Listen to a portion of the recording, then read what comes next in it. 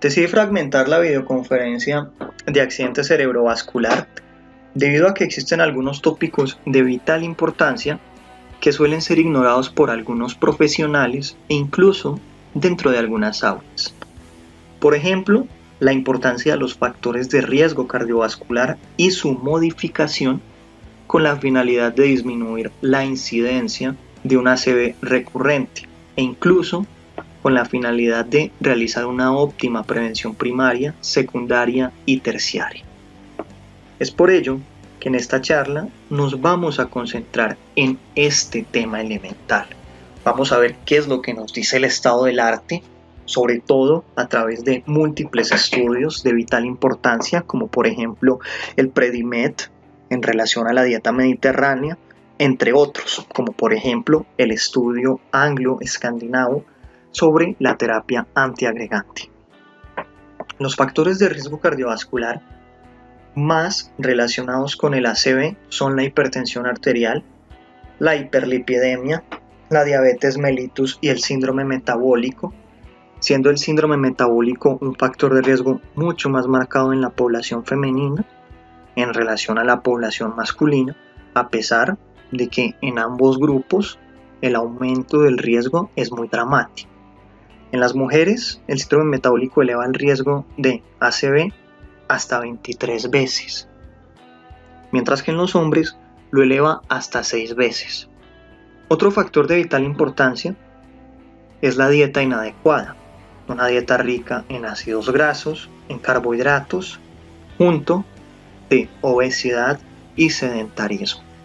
Últimamente, la apnea de sueño también ha cobrado una importancia en relación a su vinculación con el riesgo de padecer un accidente cerebrovascular.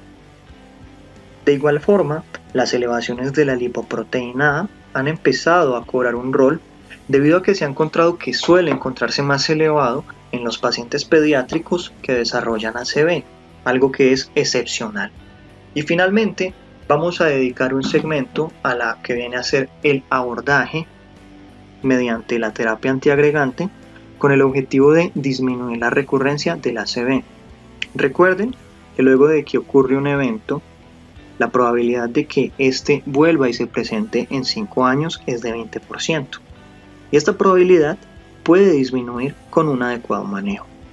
Todos estos factores de riesgo previamente enunciados se pueden apreciar entonces en algunos scores, como por ejemplo el ABCD1 score, que lo podemos visualizar en pantalla, empezando con una edad mayor o igual de 60 años. Recuerden que luego de los 55 años, cada 10 años, se duplica el riesgo de padecer un accidente cerebrovascular. De igual forma, 3/4 de la población que sufre un ACV se encuentra dentro de este grupo.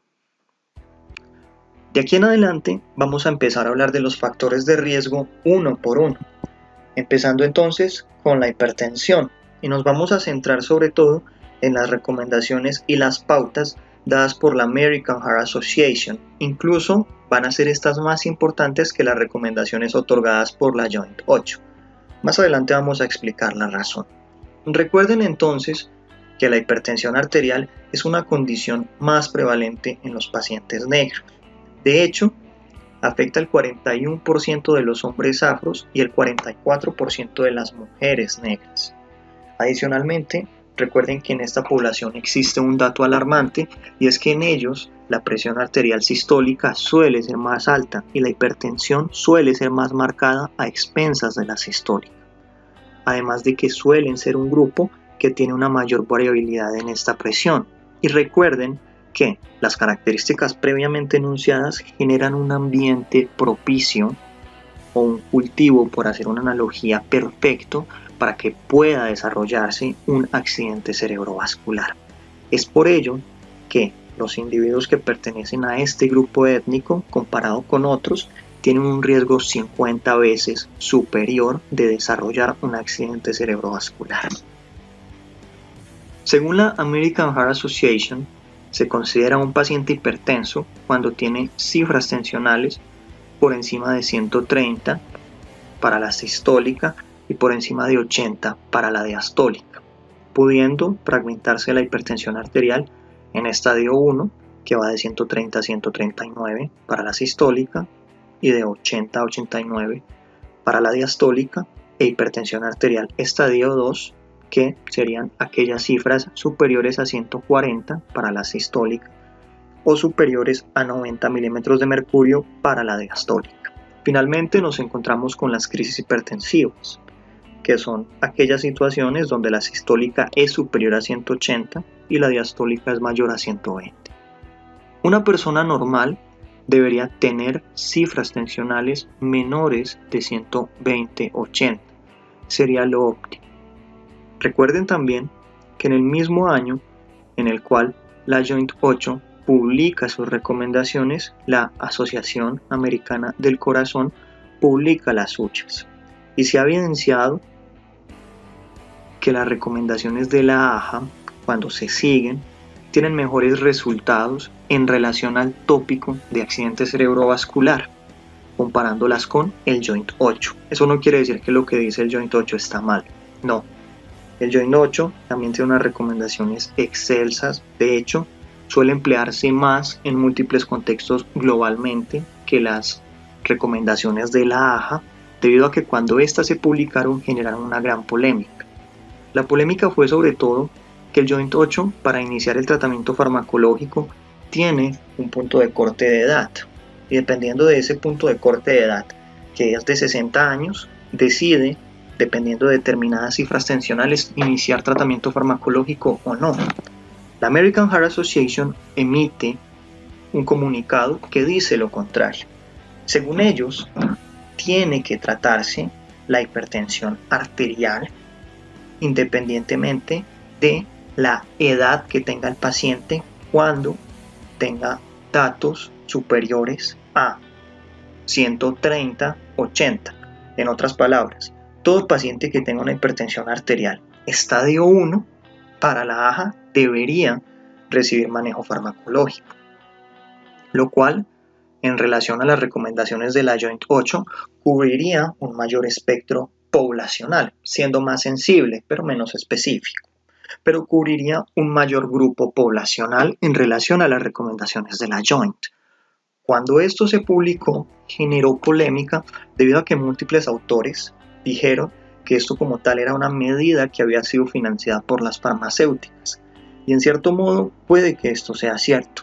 Sin embargo, en lo que respecta al tema de accidente cerebrovascular, han sido las recomendaciones de la American Heart Association las que tienen un mejor nivel de evidencia. Esto puede ser también porque es la AHA la misma que publica las guías más importantes relacionadas con el ACV.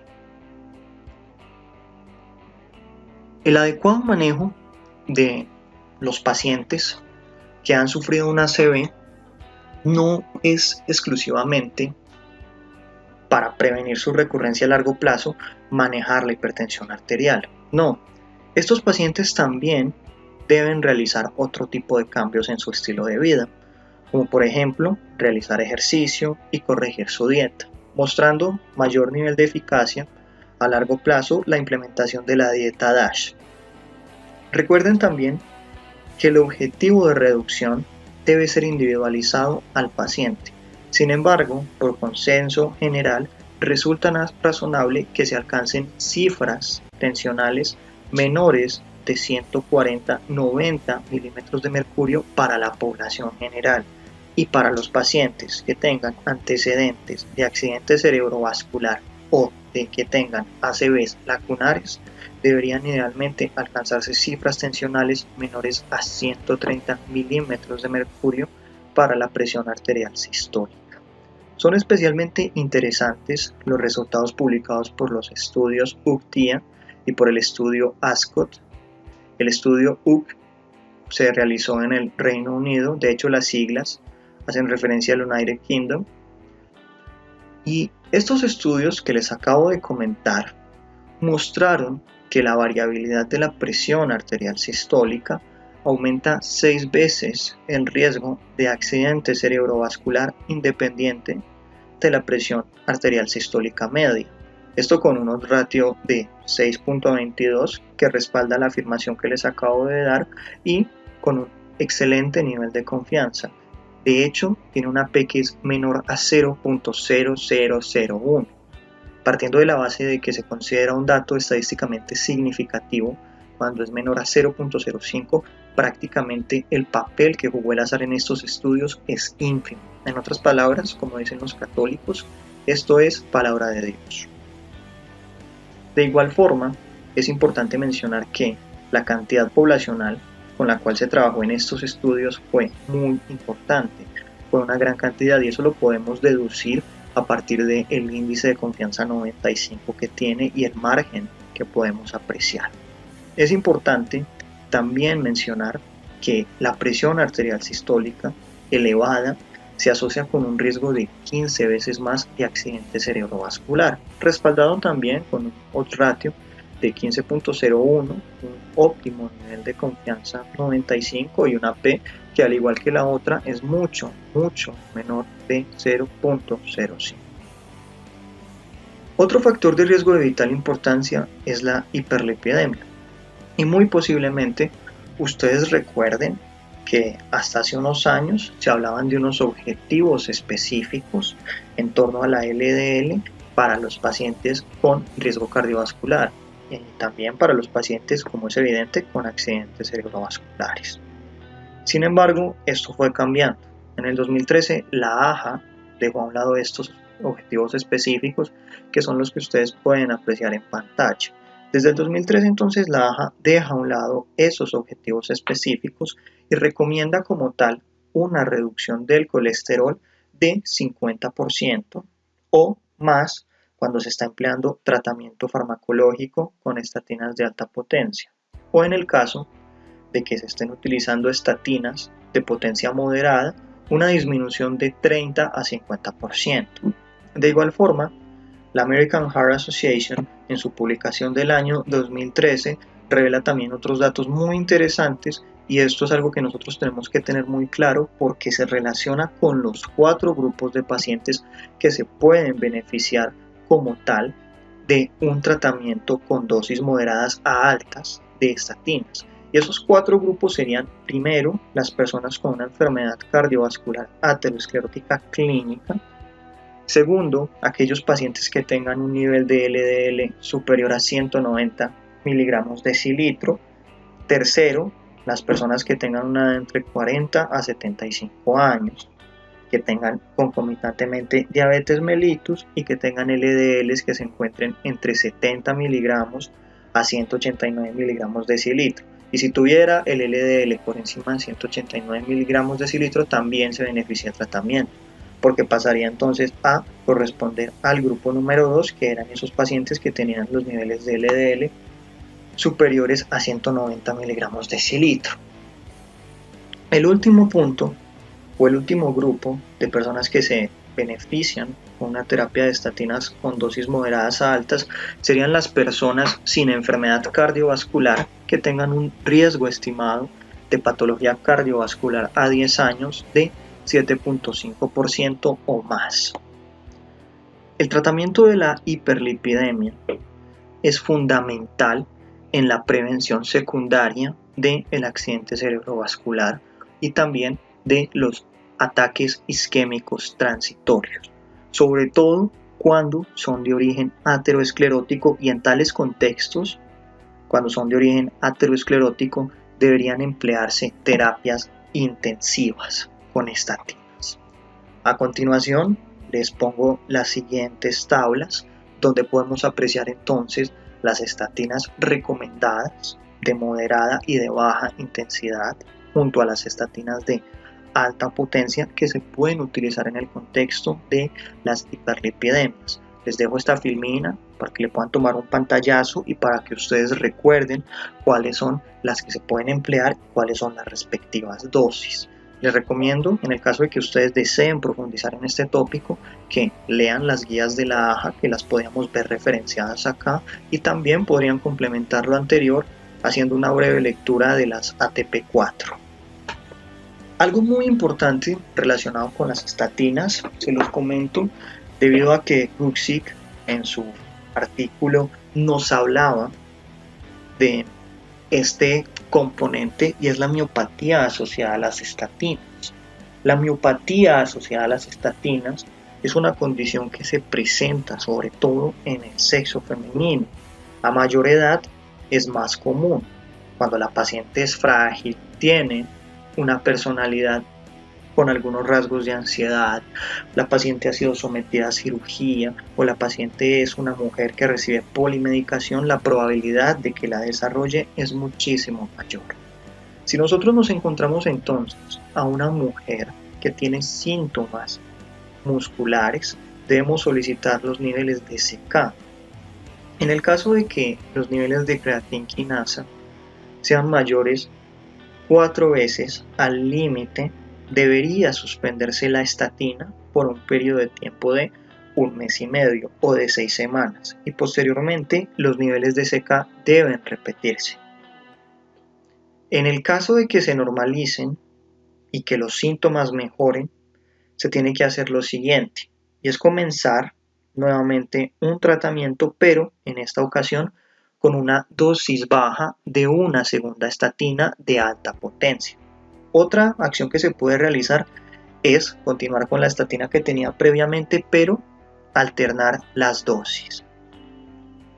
Vamos a continuar ahora hablando y cerrando esta pequeña curiosidad del texto Stroke Epidemiology and Risk Factor Management con el siguiente factor de vital importancia y es el de diabetes mellitus y síndrome metabólico, los cuales están muy ligados el uno con el otro y que también están muy vinculados con la resistencia a la insulina. Y hablaremos de la resistencia a la insulina también y de un estudio prospectivo que se realizó con pioglitazona, que tuvo unas conclusiones muy interesantes que podemos extrapolarlas a nuestra praxis. Primero, recordemos que los trastornos del metabolismo de la glucosa por sí mismos son la condición prototípica en relación a un aumento del riesgo del desarrollo de un accidente cerebrovascular. En otras palabras, los trastornos del metabolismo de la glucosa son los principales factores de riesgo para esta enfermedad.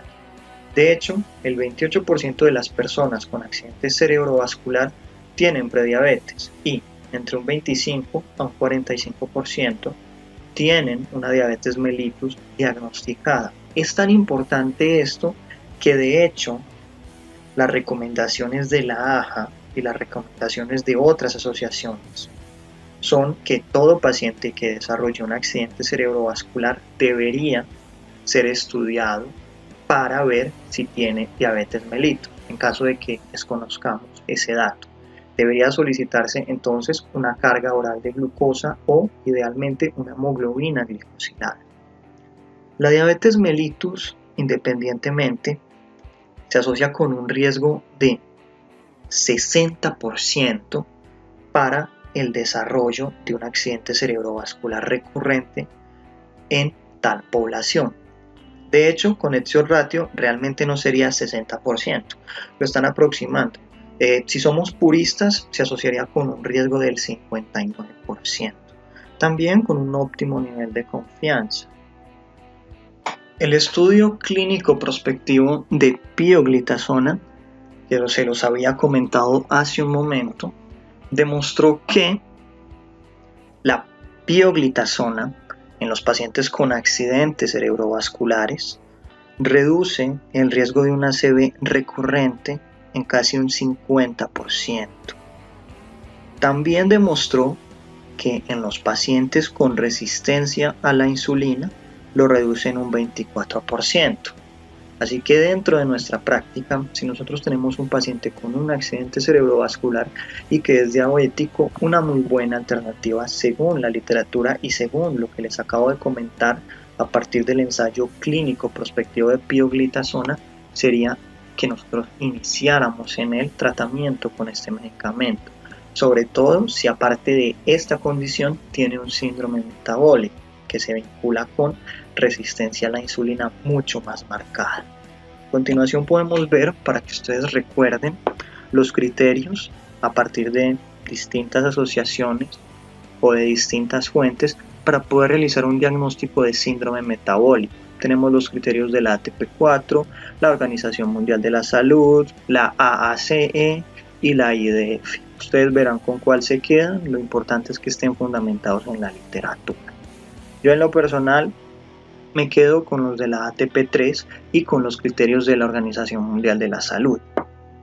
La ATP3 tiene como criterio, al igual que la OMS, triglicéridos por encima de 150, un HDL menor de 40 en hombres o menor de 50 en mujeres, una presión arterial elevada. En el caso de la OMS se tiene en cuenta la resistencia a la insulina, que nosotros indirectamente la podríamos evidenciar semiológicamente al encontrar, por ejemplo, acantosis nigricans. La glucosa en ayunas es un factor que considera la ATP, hablando de que se considera como criterio cuando se encuentra por encima de 100. La obesidad abdominal es considerada también como un criterio para la ATP3.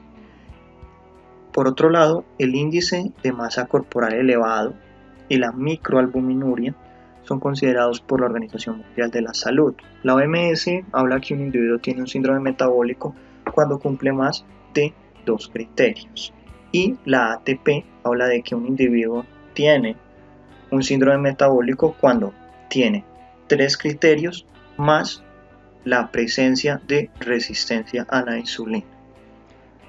Algo que es muy importante que ustedes deben llevarse en relación a la importancia del síndrome metabólico con el ACV es que per se esta condición, en el caso de las mujeres, eleva el riesgo desde 1.5 a 23% veces.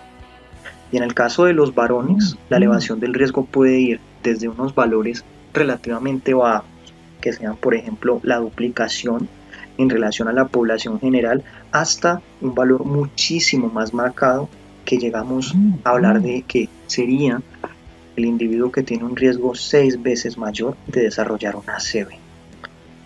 Continuamos con el factor del tabaquismo, un factor un tanto polémico en múltiples situaciones cardiovasculares. Por ejemplo, en la hipertensión arterial se encontró que el tabaquismo, cuando se consume el tabaco de forma mascada, realmente no aumentaba el riesgo cardiovascular, como si lo hacía cuando se consumía a través de un cigarrillo o la inhalación. Sin embargo, la AHA es demasiado clara y enfática en lo siguiente. Un paciente con ACV, para evitar la recurrencia, debería evitar el consumo de tabaco independientemente del método. Otra cosa muy importante que también vale la pena destacar es que si nosotros queremos disminuir la probabilidad de sufrir un ACV en un paciente sano, este tampoco debería exponerse a el tabaco mascado. Lo que les acabo de comentar no tiene un nivel de evidencia muy superior, sino que tiene un nivel de evidencia 4. En otras palabras, es la opinión de expertos. Es importante que ustedes se lleven el siguiente concepto, y es que los fumadores tienen el doble de riesgo de desarrollar un accidente cerebrovascular, y este riesgo va a ser mucho más marcado dependiendo de la dosis. Dejar de fumar es algo fundamental dentro de las modificaciones del estilo de vida. Sin embargo, que el paciente deje de fumar no significa que inmediatamente él deje el consumo va a disminuir el riesgo, no. De hecho, tiene que pasar 10 años de abstinencia para que disminuya el riesgo cardiovascular. Sin embargo, no existen excusas para dejar de fumar. Actualmente se cuentan con manejos multidisciplinarios, se cuentan también con ayudas farmacológicas, por ejemplo, reemplazos de nicotina, por ejemplo, el bupropión, que de por sí también va a ayudar con el componente ansioso del proceso de dejar de fumar, y otro que vendría a ser el medicamento de primera línea en el sentido de que es superior a todos los demás, que sería la vareniciclina. Si una persona tiene el dinero suficiente para poder adquirir estos medicamentos y desea dejar de fumar, debería hacerlo. También es importante destacar que en el contexto del accidente cerebrovascular también se recomienda que se eviten los cigarrillos electrónicos. Los cigarrillos electrónicos no se recomiendan debido a que tienen una mezcla líquida que tiene propilenglicol y también tiene nicotina. Además, se desconoce a ciencia los efectos que podría tener.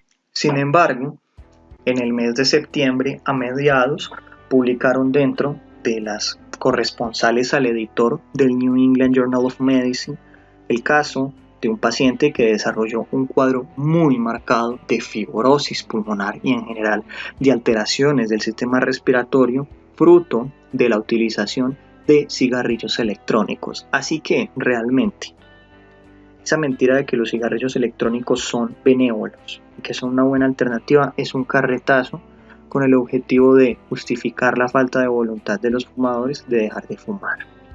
Si una persona fuma, no debería justificarse en nada. Si fuma es porque se le da la gana, a pesar de que él sabe que le está dañando y le está deteriorando totalmente la salud. No debe justificarse en mentiras ni en falacias, como que por ejemplo él emplea los vapeadores o los cigarrillos electrónicos para justificar su vicio. Otra medida de vital importancia para poder disminuir la recurrencia o para evitar la aparición en un paciente sano de un accidente cerebrovascular es la dieta. En este sentido, se recomienda que se emplee la dieta mediterránea. Es la mejor dieta en comparación con todas las otras. Esta dieta se fundamenta en lo que podemos apreciar. En esta imagen me parece que es muy didáctica, es muy educativa.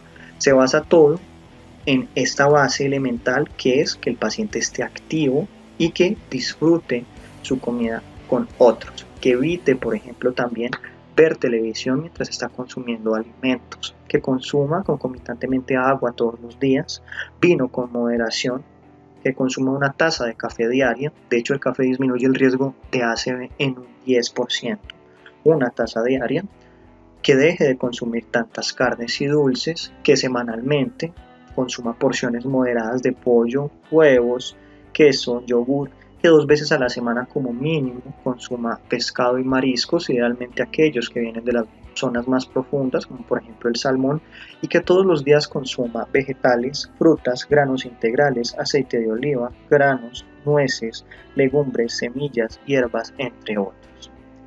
Aumentar la ingesta de frutas y verduras se asocia con claros beneficios en relación a la patología cardiovascular, y el accidente cerebrovascular no es la excepción. Tengan también en cuenta algunos aspectos muy importantes, como por ejemplo las gaseosas. Su consumo diario aumenta el riesgo de ACV en un 13%. Y las gaseosas, entre comillas, bajas en calorías, lo aumentan en un promedio de 7%. En otras palabras, son a largo plazo un veneno, a pesar de que sí, son ricas y todos tomamos de vez en cuando gaseosa. Eso no debe negarse, pero idealmente debería evitarse si nos concentramos en todas estas bases literarias.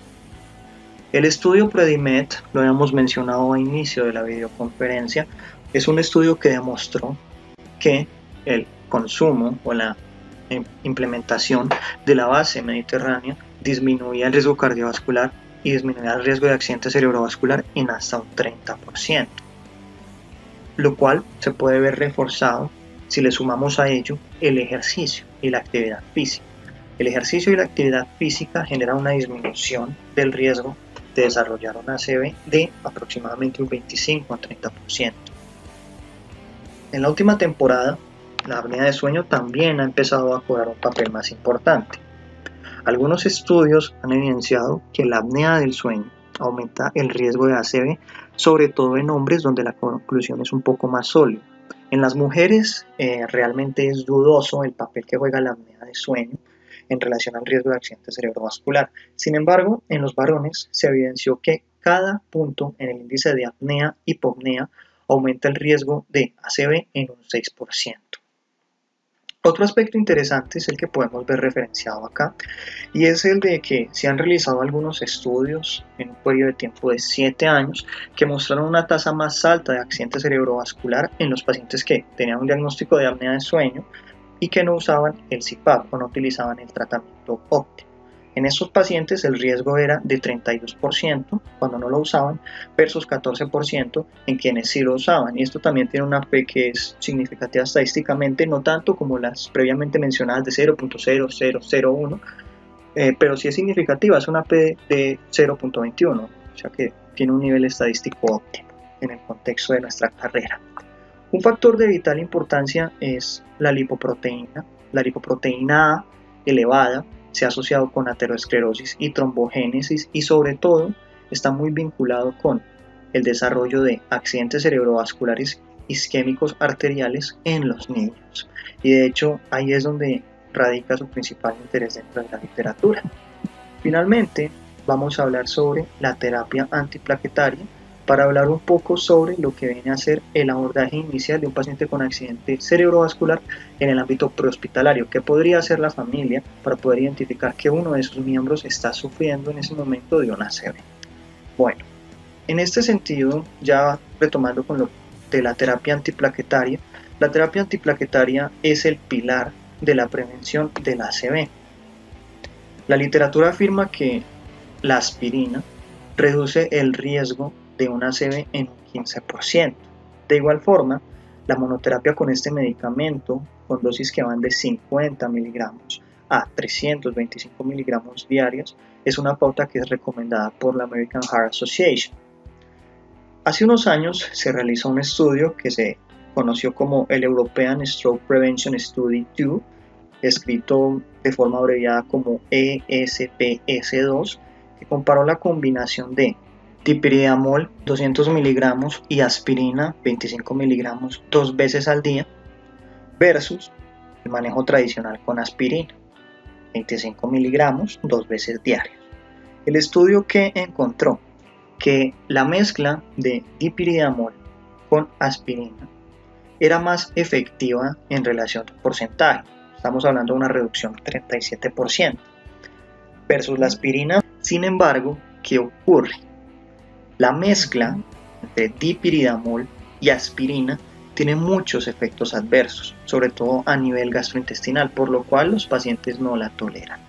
Otro estudio muy importante es el estudio CAFRI. Fue un estudio en el cual participaron más de 19 pacientes, pero no eran pacientes exclusivos de accidente cerebrovascular, eran pacientes que tenían ACV, infartos agudos de miocardio, enfermedades vasculares periféricas, entre otras afectaciones vasculares, y en ellos se comparó la utilización de clopidogrel con otro tipo de terapia antiagregante. El resultado fue favorable para el clopidogrel. Sin embargo, tenemos que tener en cuenta el pequeño sesgo de este estudio, y fue el hecho de que no todos los pacientes tenían una ACV. De hecho, el brazo que tenía ACV tampoco es que fuera una muestra poblacional tan grande. Entonces esa es la pequeña limitación para poder extrapolar estos datos. Sin embargo, el clopidogrel puede ser una buena alternativa a la aspirina. Es importante que nosotros eduquemos a los pacientes para que ellos puedan identificar prehospitalariamente lo que es un accidente cerebrovascular. Para aquellos que hablan inglés, esta mnemotecnia de FAST puede ser muy útil, y de hecho la emplean en los países de habla inglesa. Y la F hace referencia a face dropping, o que tenga la cara desviada, por ejemplo que tenga un labio caído. Arm weakness significa brazo débil. Spec difficulty, que hace referencia a dificultades en el habla, y la T, que habla de que es hora de llamar al 911. Esas 4 cosas tan fáciles nosotros debemos enseñárselas a nuestros pacientes, con el objetivo de que ellos identifiquen los ACV y puedan ser remitidos óptimamente a un servicio donde puedan ser atendidos y trombolizados o reperfundidos. También puede ser muy útil la lista de chequeo Rosier. Sin embargo, la lista de chequeo Rosier es una lista que es más difícil de aplicar. Es una lista que normalmente la aplica ya personal más educado, como por ejemplo las enfermeras, y esto da unos puntos positivos y negativos. Entre más puntos positivos es más probable que sea una ACV, y tiene los siguientes puntos. Primero, ha tenido una pérdida de conciencia o síncope. En el caso de que diga no, son 0 puntos. En el caso de que siga sí, son menos 1 punto, o sea que disminuyen la probabilidad, mientras que estos de acá lo aumentan. ¿Ha tenido usted algún tipo de actividad convulsiva? Lo disminuye, partiendo de la base de que existen algunos imitadores del accidente cerebrovascular. Entre los imitadores, por ejemplo, algunas crisis epilépticas se destacan. Otro que podríamos mencionar también como un factor que aumenta el riesgo de que el paciente esté cursando con una ACV en su momento es la presencia nuevamente del componente de asimetría facial o debilidad o asimetría en los brazos, debilidad o asimetría en las piernas, dificultades para lo que viene a ser el discurso o déficit en los campos visuales. Esto sobre todo vinculado con los pequeños accidentes cerebrovasculares o las funciones de la arteria retina.